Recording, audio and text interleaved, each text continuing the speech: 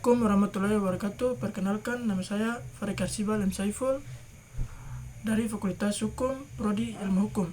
Di sini saya akan menjelaskan tentang sejarah, kedudukan, dan fungsi bahasa Indonesia. Baik, kita langsung saja ke penjelasannya. Pengertian: bahasa Indonesia memiliki sejarah yang panjang dan sangat erat kaitannya dengan perjalanan bangsa. Bahasa ini berasal dari bahasa Melayu yang sejak dahulu kala digunakan sebagai bahasa perhubungan atau lingua franca di Nusantara. Melalui bahasa Melayu, berbagai suku bangsa yang berbeda bahasa dapat saling berkomunikasi, berdagang, dan menjalin hubungan sosial. Dari sinilah kemudian bahasa Melayu berkembang menjadi cikal bahasa Indonesia. Tonggak penting dalam sejarah bahasa Indonesia terjadi pada tanggal 28 Oktober 1928 melalui Ikrar Sumpah Pemuda. Dalam sumpah tersebut, para pemuda dari berbagai daerah menyatakan bertumpah darah yang satu, berbangsa yang satu, dan menjunjung bahasa persatuan, yaitu bahasa Indonesia. Ikrar ini menandai lahirnya bahasa Indonesia sebagai simbol persatuan dan identitas bangsa yang sedang berjuang melawan penjajahan. Kedudukan bahasa Indonesia. Kedudukan bahasa Indonesia dapat dibagi menjadi dua, yaitu 1.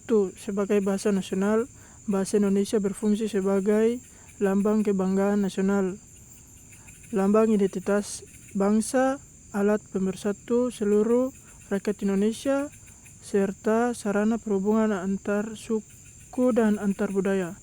2. Sebagai bahasa negara, bahasa Indonesia dipakai sebagai bahasa resmi kenegaraan, bahasa pengantar dalam dunia pendidikan, bahasa dalam dokumen resmi pemerintahan, serta bahasa dalam pengembangan ilmu pengetahuan dan kebudayaan.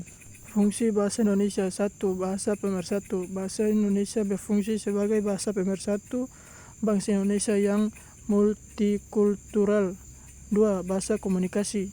Bahasa Indonesia digunakan sebagai bahasa komunikasi dalam berbagai aspek kehidupan, termasuk pendidikan, pemerintahan, dan bisnis. 3. Bahasa identitas. Bahasa Indonesia juga berfungsi sebagai simbol identitas bangsa Indonesia dan merupakan bagian penting dari kebudayaan nasional.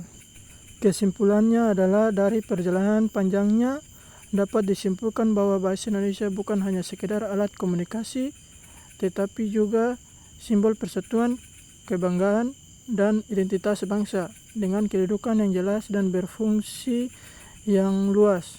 Bahasa Indonesia memiliki peran yang sangat penting dalam menjaga keutuhan bangsa serta mendukung pembangunan di berbagai bidang kehidupan. Baik, itu saja yang dapat saya sampaikan. Lebih dari kurangnya saya mohon maaf.